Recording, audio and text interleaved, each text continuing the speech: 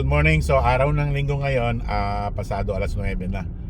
So medyo maaga-aga pa dahil sa lugar na to, ito yung pupuntahan natin. Pugad ng mga negosyante. So mga kababayan natin to, guys.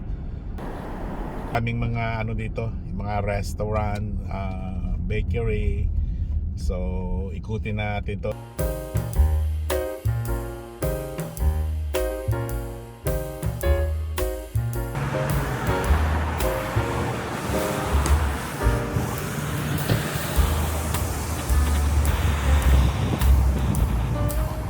So ito yung unang papasukin natin, guys. Tingnan natin dito. So ito yung Mama's Food Market. Meron din sa pagkita dyan. So ito, tingnan natin yung mga nila, mga paninda, yung mga display.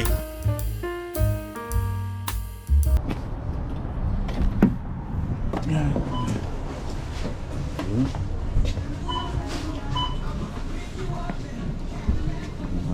Orange din, apple, yogurt, Bami Music,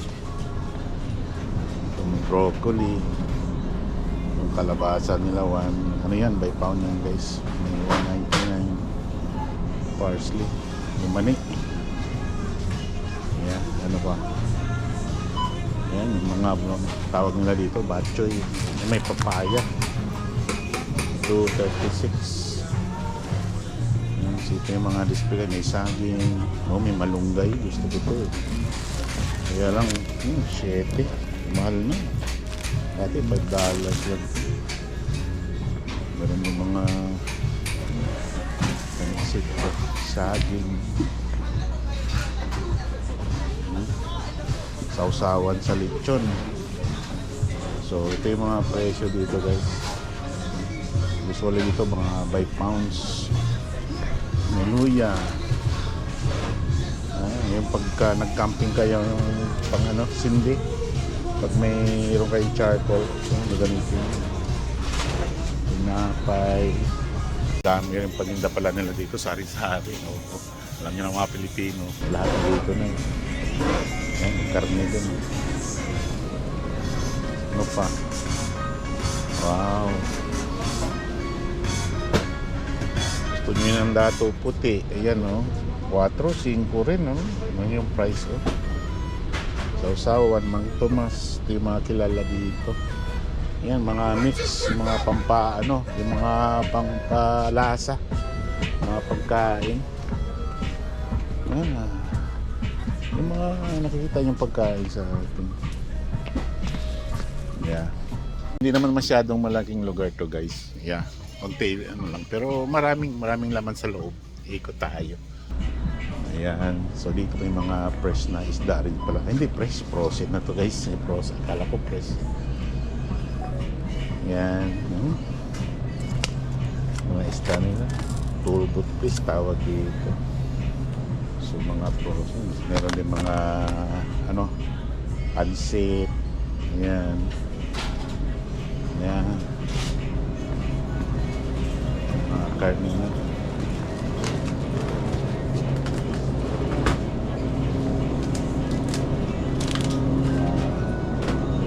May itlog. $4.99 yung isang tray. Merong $17. Pero marami siya. Mahal nga lang. Parang yan. May pansit. $2.39 to, guys. $2.39. Yan. Ito, bumili ng gatas. So ito yung mga display nila. Yung mga isda. Yan, yung mga isda dito. Sarangani Marine, $6.99, so $7 na. Ano rin, ito, galunggong. 2 for, yan yung price, 2 for $7, $8 na, 2 for $8. May pampano, golden ka, $5.99, so $6 na bawat isa. Yung tilapia nila, 8 din, 8 yung ganyan, yan yung price, $7.99. Piraso, 3 guys, pero malaki rin. Yan. So yan yung mga display rito. Palagay nyo, mahal ba? Siyempre dollar dito eh. Kabayan Process Indian to. 399 yung isang ganyan mo. 399 for the plus tax yan guys. Little tuna ngayon. 499. Yan yung mga frozen na tinda dito. Yan. So ano pa? Yun, yung lahat ng mga ano to, mga preservative goods nandito na. Yan, may mga pampatamis. Gagawa kayo ng salad, kaong, condense. Yan. So, yan yung mga noodles. May mga pansit din. So, palabas na tayo guys. Hindi naman malaki to. Ganun lang yung mga nadaan tayo sa may cashier. Wala tayong bibilhin dahil titingin nga lang tayo. Okay?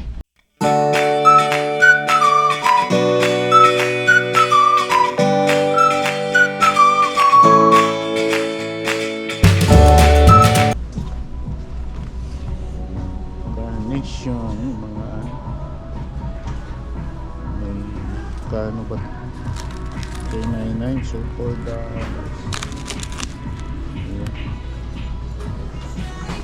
Saging, lemon. Wala. So, palabas na tayo guys. Palabas na tayo. May water na. Yeah, so let's go. Yeah. So, yan yung Mama's food market. So, meron ding sampagita dyan.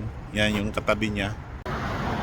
Yan, so dun sa kabila may Pampangenia, Merrex, mga Pilipino din may-ari dyan. Oh, yeah, Wilson House of Lechon. Yan, dinadayo din yan ng mga kababayan. Ang dami dyan mga bumibili. May lechon sila dyan. Resto Karaoke. O, mahilig tayo sa mga karaoke. Ayan, oh. Ayan, karaoke. Marcelinas dyan. Dating aristocrat dyan. Pupunta nga kami ngayon na binago na yung pangalan. Yeah, so ito yung kabuuan ng Wilson. So mahaba tong Wilson. Pero hanggang doon yan, hanggang doon. So ito yung pinasukan natin kanina. So maglakad tayo doon, may bibili lang tayo. Merong ano doon guys, merong bakery dyan na masarap. Marami bumibili din ako eh. So pasok tayo, tinan natin. Baka parati kasi bago yung luto dyan eh. Umpisa ng alas 5 yata. Sabi ng then magkuklose sila ng mga 9 ng, I think 9 ng gabi. Harina. Oh, ito harina. Harina. Bili tayo ng pandesal guys. Magkano pera pang 5. Sana ang dami palang ganda dito. Yeah. May monay. Yan. Monay putok. Kano kaya ito? Harina. Hindi ko alam magkano yan. Harina ubi bread. May ano. Pandesal. Morning! Meron kayong magkano may pandesal? Regular pandesal or malunggay with cheese? Meron malunggay. Ano yun? Bago yun Yes po. Malunggay with cheese, $8 per dozen. Yung lang, yung regular. $5 per dozen. Pwede kalahati lang? $3 po ang half. Sige, no problem. Half lang po. Oo, kasi ako lang naman ang kakain. Half plain. Mainit yun Yes po. Yun lang po. Ayun lang. Anong oras kayo magpunta sa umaga? Maga ba? 5:45 in the morning. Tapos sa gabi? 9 o'clock ng gabi. Kaya pala pag lumuhan ako, wala na. Pasado alas 9. Tiyempuhan lang. Yung kabila sa inyo rin yun? Yes po, same lang. Half. Salamat. Yeah. Yes.